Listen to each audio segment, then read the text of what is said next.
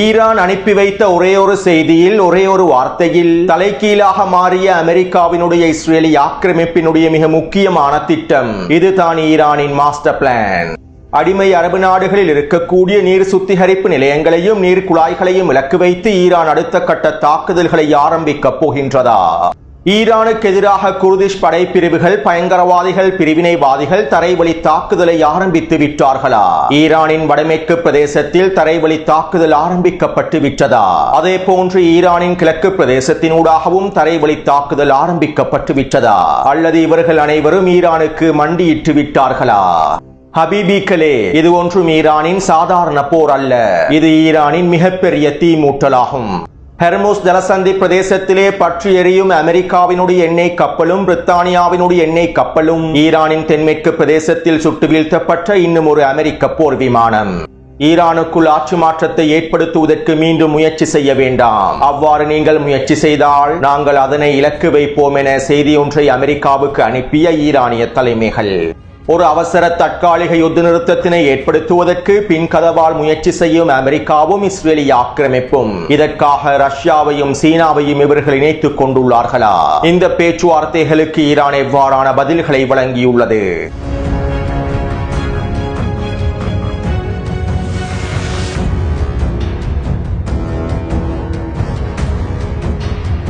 இந்த போரிலே சீனாவினுடைய ரஷ்யாவினுடைய பங்கு தொடர்பாக நாங்கள் சில தெளிவான புரிதல்களை கொண்டிருக்க வேண்டும். இந்த போர் ஆரம்பிப்பதற்கு முன்பே இவை தொடர்பாக நான் பல விடயங்களை தெளிவாக குறிப்பிட்டிருந்தேன். ரஷ்யாவும் சீனாவும் ஈரானுக்கு தேவையான தொடர்ச்சியான இராணுவ உதவிகளையும் உளவு தகவல்களையும் வழங்கி வருகின்றன. இந்த போர் ஆரம்பிக்கப்படுவதற்கு 2 மாதங்களுக்கு முன்பிலிருந்தே ரஷ்யாவும் சீனாவும் அதிகளவான உதவிகளை ஈரானுக்கு வழங்கியிருந்தன. இராணுவ ரீதியிலான வழிகாட்டுதல்களையும் வழங்கியிருந்தன. மேலும் இதிலே ரஷ்யாவை விட சீனா தான் ஈரான் முழுமையான ஆதரவை வெளிப்படுத்தி இருந்தது.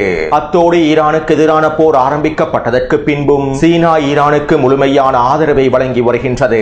இராணுவ உதவிகளையும் இராணுவ வழிகாட்டுதல்களையும் மிக முக்கியமான உளவு தகவல்களையும் துல்லியமான தாக்குதல்களை மேற்கொள்வதற்கு தேவையான அனைத்து விதமான வழிகாட்டுதல்களையும் செயற்கைக்கோள் உதவிகளையும் சீனா ஈரானுக்கு தொடர்ச்சியாக வழங்கி வருகின்றது.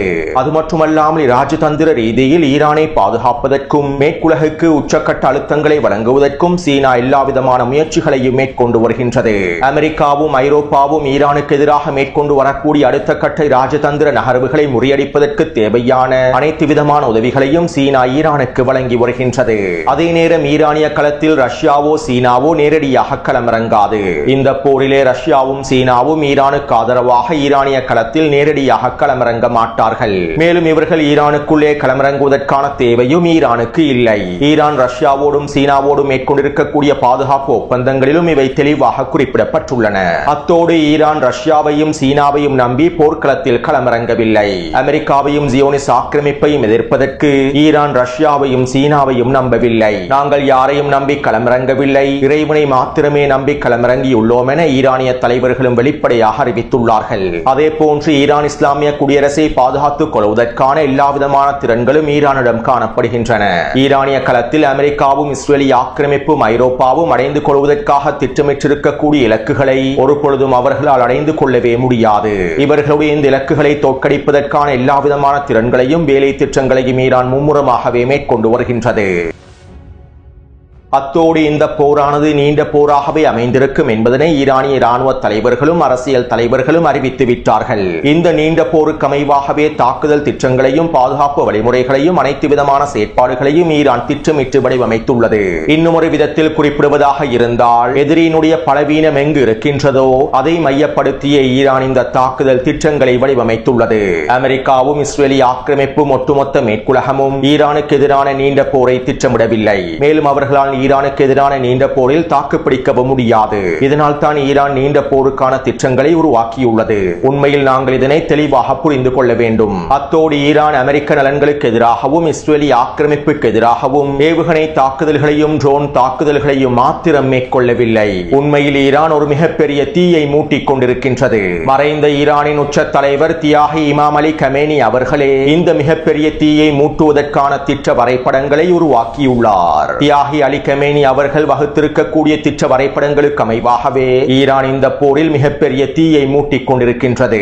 அமெரிக்காவினுடைய போர் விமானங்களையும் போர்க்கப்பல்களையும் முழுமையாக சுட்டு வீழ்த்துவதன் மூலமாக T20 கிரிக்கெட் போட்டியை போன்று யுத்த களத்தினை அணுகுவதன் மூலமாக இந்த மிகப்பெரிய தீயை மூட்ட முடியாது. மேலும் இவை தொடர்பாக ஈரானிய IRGC ராணுவத்தின் தளபதிகளில் ஒருவர் இவ்வாறு தெரிவித்துள்ளார். தற்போது நாங்கள் மேற்கொண்டு வரக்கூடிய தாக்குதல்களும் நடைமுறைப்படுத்தி வரக்கூடிய திட்டங்களும் எங்களுடைய மறைந்த உச்ச தலைவர் தியாகி அலி கமேனி அவர்களினால் உருவாக்கப்பட்ட திட்டங்களாகும். 12 நாள் போருக்கு பின்பு இவ்வாறானதொரு நிலைமை ஏற்படும் என்பதனை அவர் திறம்பட கணித்திருந்தார். மேலும் இதற்கமைவாக 12 நாள் போருக்கு பின்பு ஒரு மிகப்பெரிய தீயை மூட்டுவதற்கான தாக்குதல் திட்டங்களை உள்ளடக்கி இருக்கக்கூடிய வரைபடத்தை தியாகி அலி கமேனி அவர்கள் உருவாக்கியிருந்தார். இதற்காக அவர் பல நாட்களையும் பல வாரங்களையும் செலவழித்தார். இவ்வாறு எங்களுடைய தியாகி அலி கமேனி அவர்களுடைய வரைபடத்திற்கு அமைவாகவே திட்டங்களுக்கு அமைவாகவே நாங்கள் தற்போது அனைத்து விதமான தாக்குதல்களையும் மேற்கொள்கின்றோம். தற்போது நாங்கள் அமெரிக்காவோடு மாத்திரம் போர் புரியவில்லை, இஸ்ரேலிய ஆக்கிரமிப்போடு மாத்திரம் போர் புரியவில்லை, ஒட்டுமொத்த மேற்குலகமும் ஈரானுக்கு எதிராக களமிறங்கியுள்ளது. இந்த உலகில் இருக்கக்கூடிய ஒட்டுமொத்த வான்படைகளும் கடற்படைகளும் எங்களுக்கு எதிராக களமிறங்கியுள்ளன. எங்களுக்கு எதிராக மிகப்பெரிய போர் சக்தி களமிறங்கியுள்ளது.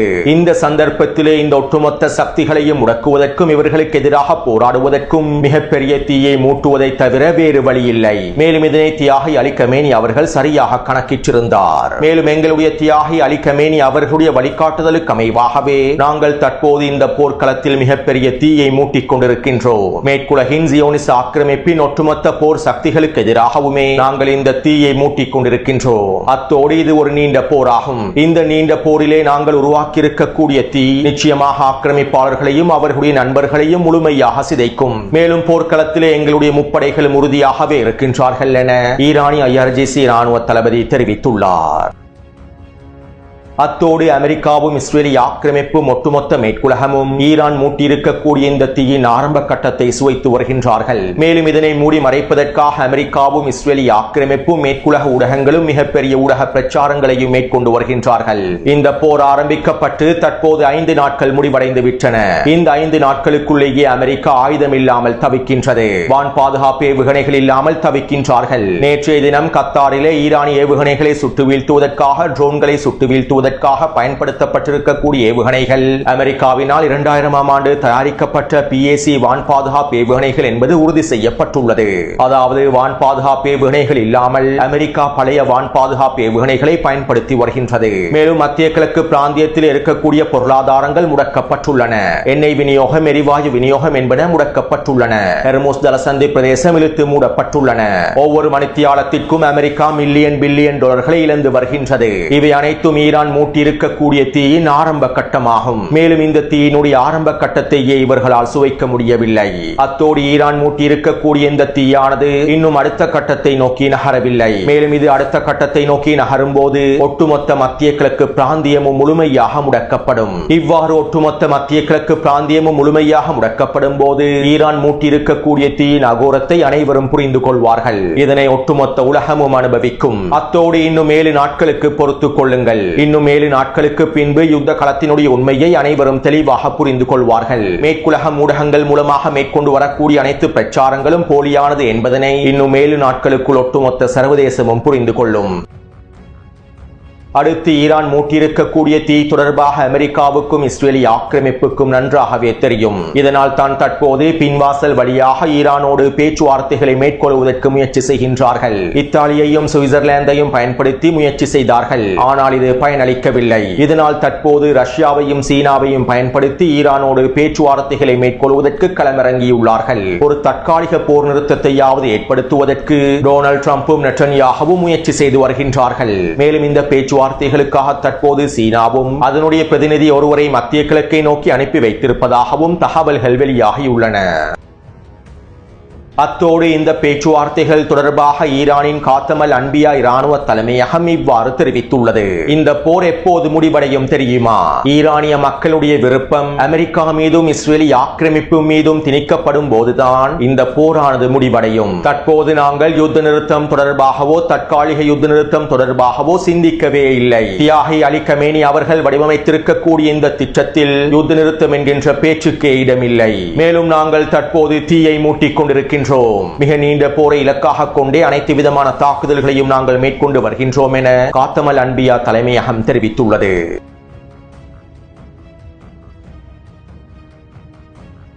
ஈரானின் வடமேற்கு பிரதேசத்தினூடாக குர்திஷ் படைப்பிரிவுகளும் பயங்கரவாதிகளும் பிரிவினைவாதிகளும் ஈரானுக்கு எதிரான தரைவழி தாக்குதல்களை ஆரம்பித்து விட்டார்கள் என நேற்றிரவிலிருந்து தொடர்ச்சியான செய்திகள் வெளியாகிய வண்ணம் இருக்கின்றன. மேலும் குறிப்பாக இன்று அதிகாலை ஈரானுக்கு எதிரான தரைவழி தாக்குதல்கள் ஆரம்பிக்கப்பட்டு விட்டதாகவும் ஈரானின் வடமேற்கு பிரதேசத்தினூடாக குர்திஷ் படைப்பிரிவுகள் தாக்குதல்களை ஆரம்பித்துள்ளார்கள் என்றும் சர்வதேச ஊடகங்களின் மூலமாகவும் இஸ்ரேலிய ஆக்கிரமிப்பு ஊடகங்களின் மூலமாகவும் செய்திகள் வெளியிடப்பட்டிருந்தன. மேலும் இதற்கு மேலதிகமாக இந்திய ஊடகங்கள் அதிகாலையிலேயே போர் நடைபெற்று வருவதாகவும் இந்த தரைவழி தாக்குதலினால் ஈரான் என்ன செய்வதென்று தெரியாமல் சிக்கி வருவதாகவும் செய்திகளை வெளியிட்டிருந்தன. மேலும் இந்த செய்திகள் அனைத்தும் போலி செய்திகள் என்பதனை இன்று அதிகாலையிலேயே நான் டெலிகிராம் சேனலில் பதிவிட்டிருந்தேன். அத்தோடு இந்த தரைவழி தாக்குதலுக்கு என்ன நடந்தது என்றும் உங்களுக்கு கேள்விகள் எழலாம். உண்மையில் டொனால்ட் ட்ரம்பும் நெட்டன்யாஹுவும் குர்திஷ் படைப்பிரிவுகளை பயன்படுத்தி ஈரானுக்கு எதிரான தரைவழி தாக்குதலை ஆரம்பிப்பதற்கே திட்டமிட்டார்கள். கடந்த 3 நாட்களாக இதற்கான பேச்சுவார்த்தைகளை டொனால்ட் ட்ரம்பும் மேற்கொண்டு வந்தார். ஈரானிய எல்லை பிரதேசத்தில் குர்திஷ் பிரிவினைவாத பயங்கரவாத குழுக்களும் முழுமையாக தயார் நிலையில் இருந்தார்கள். மேலும் இந்த தரைவழி தாக்குதலை எதிர்கொள்வதற்காக ஈரானும் IRGC ராணுவத்தை களமிறக்கியிருந்தது. ஈரானின் வடமேற்கு பிரதேசத்தில் இருக்கக்கூடிய மக்களையும் வெளியேற்றியது. பயங்கரவாதிகளையும் பிரிவினைவாதிகளையும் கொத்து கொத்தாக வேட்டையாடுவதற்கு ஈரானிய ராணுவம் முழுமையாக தயாராகவே இருந்தது. இப்படியான நிலைமையிலேயே நேற்றிரவு ஈரானின் வெளியுறவுத்துறை அமைச்சர் அப்பாஸ் அரக்சி அவர்கள் ஈராக்கிய குர்திஸ்தான் பிரதமரான பர்சானிக்கு தொலைபேசி அழைப்பை ஏற்படுத்தி ஈரானின் தற்காலிக உச்ச தலைவரின் செய்தியை எடுத்துரைத்தார். மேலும் இதைத் தொடர்ந்து அப்பாஸ் அரக்சி அவர்கள் குர்திஸ்தான் தேசபக்த ஒன்றியத்தினுடைய தலைவருக்கும் தொலைபேசி அழைப்பை ஏற்படுத்தி குறித்த செய்தியை எத்தி வைத்தார். அதாவது ஈரானுக்கு எதிராக குர்திஷ் படைப்பிரிவுகள் பிரிவினைவாதிகள் பயங்கரவாதிகள் மேற்கு பிரதேசத்தினூடாக தரைவழி தாக்குதலை ஆரம்பித்தால் குர்திஸ்தான் பிரதேசம் முழுவதையும் கைப்பற்றுவதற்கான போரை ஆரம்பிப்போம். நீங்கள் ஈரானுக்குள்ளே தரைவழி தாக்குதலை ஆரம்பித்தால் 2 வாரங்களுக்குள் நாங்கள் குர்திஸ்தான் பிரதேசம் முழுவதையும் கைப்பற்றுவோம். ஈராக்கில் இருக்கக்கூடிய 10 லட்சத்திற்கும் அதிகமான போராளிகள் ஒன்றிணைந்து ஈராக்கிய குர்திஸ்தான் பிரதேசத்திற்கு எதிரான தாக்குதல்களை ஆரம்பித்து ஒட்டுமொத்த குர்திஸ்தான் பிரதேசத்தையும் கைப்பற்றி விடுவார்கள். அது மட்டுமல்லாமல் குர்திஸ்தான் நிர்வாகத்தை தரைமட்டமாக்குவதற்கான தாக்குதல்களையும் மேற்கொண்டு விடுவோம். இதனால் கவனமாக இருந்து கொள்ளுங்கள் என அப்பாஸ் அரக்சி அவர்கள் தற்காலிக உச்ச தலைவரின் செய்தியை எடுத்துரைத்துள்ளார். இதைத் தொடர்ந்து அப்பாஸ் அரக்சி அவர்கள் ஈராக்கினுடைய பிரதமர் ஷியால் சூதானி அவர்களோடும் தொலைபேசியில் உரையாடினார். இதைத் தொடர்ந்து ஈராக்கிய பிரதமர் ஊடகங்களிடம் இவ்வாறு தெரிவித்தார். ஈராக்கிய எல்லை பிரதேசத்தின் ஊடாக ஈரானுக்கு எதிரான தரைவழி தாக்குதல்களை ஆரம்பிப்பதற்கு நாங்கள் ஒரு பொழுதும் இடமளிக்கப் போவதில்லை. யாருமே ஈராக்கிய எல்லை பிரதேசத்தை தாண்ட முடியாது. இதை தடுத்து நிறுத்துவதற்கு தேவையான அனைத்தையும் நாங்கள் முழுமையாக மேற்கொள்வோம். ஒட்டுமொத்த எல்லை பிரதேசத்திலும் முழுமையாக படைகளை குவிப்போம். ஈரானுக்கு எதிரான தரைவழி தாக்குதலை யாரும் நினைத்து கூட பார்க்க வேண்டாம் என ஈராக்கினுடைய பிரதமர் ஷியால் சூதானி அவர்கள் தெரிவித்தார். அதே போன்று ஈராக்கில் இருக்கக்கூடிய ஒட்டுமொத்த எதிர்ப்பு குழுக்களும் ஈராக்கின் குர்திஸ்தான் பிரதேசத்தினை கைப்பற்றுவதற்கு முழுமையான தயார் நிலையையும் வெளிப்படுத்தினார்கள். இதைத் தொடர்ந்து குர்திஸ்தான் ஜனநாயக கட்சியினுடைய தலைவர் டெமோக்ராட்டிக் பார்ட்டியினுடைய தலைவர் இவ்வாறு அறிக்கை ஒன்றை வெளியிட்டார். நாங்கள் இந்த போரிலே ஒரு பங்காளியாக இருக்க விரும்பவில்லை. அமெரிக்காவுக்கும் இஸ்ரேலுக்கும் ஈரானுக்கும் இடையிலே நடைபெற்று வரக்கூடிய இந்த போரில் நாங்கள் கலந்து கொள்வதற்கு விரும்பவில்லை. எங்களுடைய ஒரு குர்திஷ் வீரர் கூட ஈரானிய எல்லை பிரதேசத்திற்குள் நுழைய மாட்டார்கள். இதனை நாங்கள் உறுதிப்படுத்துகின்றோம் என ஈராக்கினுடைய ஜனநாயக கட்சியின் தலைவர் அறிக்கையில் குறிப்பிட்டார். எனவே ஈரான் அனுப்பிய ஒரே ஒரு செய்தியில் ஈரானுக்கு எதிரான ஒட்டுமொத்த தரைவழி தாக்குதல் திட்டங்களும் அமெரிக்காவினுடைய இஸ்ரேலிய ஆக்கிரமிப்பினுடைய ஒட்டுமொத்த தரைவழி தாக்குதல் திட்டங்களும் முழுமையாக தோல்வியில் முடிவடைந்துள்ளன. ஈராக்கின் மேற்கு பிரதேசத்தினூடாக தரைவழி தாக்குதல்களை ஆரம்பிப்பதிலிருந்து குர்திஷ் பயங்கரவாதிகளும் பிரிவினைவாதிகளும் முழுமையாக பின்வாங்கியுள்ளார்கள். இதையும் மீறி அவர்கள் இந்த தாக்குதல்களை ஆரம்பித்தால் ஒட்டுமொத்த குர்திஸ்தான் பிரதேசமும் பற்றி எரியும். ஈராக்கில் இருக்கக்கூடிய 10 லட்சத்திற்கும் அதிகமான போராளிகள் குர்திஸ்தான் பிரதேசத்தினை கைப்பற்றுவதற்கான தாக்குதல்களை ஆரம்பித்து விடுவார்கள். எனவே ஈரான் அனுப்பிய ஒரே ஒரு வார்த்தையில் அமெரிக்காவினுடைய இஸ்ரேலிய ஆக்கிரமிப்பினுடைய ஒட்டுமொத்த தரைவழி தாக்குதல் திட்டங்களும் தோல்வியில் முடிவடைந்து விட்டன. உண்மையில் இதுதான் ஈரானின் மாஸ்டர் பிளான், இராஜதந்திர தாக்குதல் திட்டம். அடுத்து ஈரானினுடைய கிழக்கு பிரதேசத்தில் இருக்கக்கூடிய பிரிவினைவாதிகளையும் பயங்கரவாதிகளையும் பயன்படுத்தி கிழக்கு பகுதியினூடாக தரைவழி தாக்குதல்களை மேற்கொள்வதற்கும் அமெரிக்காவும் இஸ்ரேலிய ஆக்கிரமிப்பும் திட்டமிட்டிருந்தன. இப்படியான நிலைமையில் இன்று அதிகாலையில் ஈரானின் கிழக்கு பிரதேசத்தில் இருக்கக்கூடிய பலூச் பழங்குடி குழுக்களின் தலைவர் இவ்வாறு தெரிவித்துள்ளார். ஈரானின் கிழக்கு எல்லை பிரதேசத்தினூடாக எந்த ஒரு பிரிவினைவாதியும் பயங்கரவாதியும் நுழைய முடியாது. எங்களுக்கும் ஈரான் இஸ்லாமிய குடியரசுக்கும் பல கருத்து வேறுபாடுகள் இருக்கலாம். ஆனால் நாங்கள் இந்த போரில் முழுமை முழுமையாக ஈரான் இஸ்லாமிய குடியரசோடே நிற்கின்றோம். எந்த ஒரு பயங்கரவாதியும் பிரிவினைவாதியும் ஈரானின் கிழக்கு பிரதேசத்தை தாண்ட முடியாது. கிழக்கு பிரதேசத்தில் இருக்கக்கூடிய ஒட்டுமொத்த பலூச் சமூகமும் ஈரான் இஸ்லாமிய குடியரசுக்கு முழுமையான ஆதரவை தற்போது வெளிப்படுத்துகின்றது. ஈரானின் கிழக்கு பிரதேசத்தினூடாக எந்த ஒரு தரைவழி தாக்குதலும் ஆரம்பிக்கப்பட மாட்டாது. இதனை நாங்கள் சபதம் செய்கின்றோம் என ஈரானின் கிழக்கு பிரதேசத்தில் இருக்கக்கூடிய பலூச் சமூகத்தினர் ஈரான் இஸ்லாமிய குடியரசுக்கு உறுதியளித்துள்ளார்கள். எனவே அமெரிக்காவினுடைய இரண்டாவது தாக்குதல் திட்டமும் தரைவழி தாக்குதல் திட்டமும் தோல்வியடைந்து விட்டது. எனவே ஈரானுக்கு எதிரான தரைவழி தாக்குதல் திட்டங்களில் தற்போது அமெரிக்காவுக்கு ஒரே ஒரு வாய்ப்பு எஞ்சியிருக்கின்றது. ஈரானுக்குள் அமெரிக்க துருப்புக்களை நேரடியாக களமிறக்குவதாகும். மேலும் இதற்காகத்தான் ஈரானியர்கள் பல வருடங்களாக காத்துக் கொண்டிருக்கின்றார்கள். இதனால் தயவு செய்து அமெரிக்கர்களே அவசரமாக ஈரானுக்குள் களமிறங்குங்கள். 2 கோடிக்கும் அதிகமான போராளிகள் இதற்காகத்தான் காத்துக் கொண்டிருக்கின்றார்கள். அடுத்து ஈரான் அமெரிக்காவுக்கு செய்தி ஒன்றை அனுப்பியுள்ளது. நீங்கள் மீண்டும் ஈரானுக்குள்ளே ஆட்சி மாற்றத்தை ஏற்படுத்தக்கூடிய முயற்சிகளை மேற்கொண்டால் நாங்கள் இஸ்ரேலிய ஆக்கிரமிப்பிலே இருக்கக்கூடிய டிமோன அணுசக்தி நிலையத்தை இலக்கு வைத்து தாக்குதல்களை மேற்கொள்வோம். எங்களிடம் இன்னும் பல அட்டைகள் காணப்படுகின்றன. இன்னும் களமிறக்காத பல அட்டைகள் காணப்படுகின்றன. நீங்கள் ஈரானுக்குள்ளே ஆட்சி மாற்றத்தை ஏற்படுத்த விரும்பினால் டிமோன அணுசக்தி நிலையத்தினை பாதுகாப்பாக வைத்துக் கொள்ளுங்கள் என ஈரானிய தரப்பினர் அமெரிக்காவுக்கும் இஸ்ரேலிய ஆக்கிரமிப்புக்கும் செய்தி ஒன்றை அனுப்பி வைத்துள்ளார்கள். அடுத்து ஈரான் அடிமை அரபு நாடுகளில் இருக்கக்கூடிய நீர் சுத்திகரிப்பு நிலையங்கள் இலக்கு வைத்து அடுத்த கட்ட தாக்குதல்களை ஆரம்பிக்க போவதாக தகவல்கள் வெளியாகி இருந்தன. உண்மையில் இந்த தாக்குதல்களை ஈரான் அவசரமாக ஆரம்பிப்பதற்கான வாய்ப்புகள் குறைவாகும். தற்போது மத்திய கிழக்கில் இருக்கக்கூடிய சக்தி மூலங்களை இலக்கு வைத்து நாங்கள் தாக்குதல்களை மேற்கொள்ளவில்லை என்று ஈரான் தொடர்ச்சியாக குறிப்பிட்டு வருகின்றது.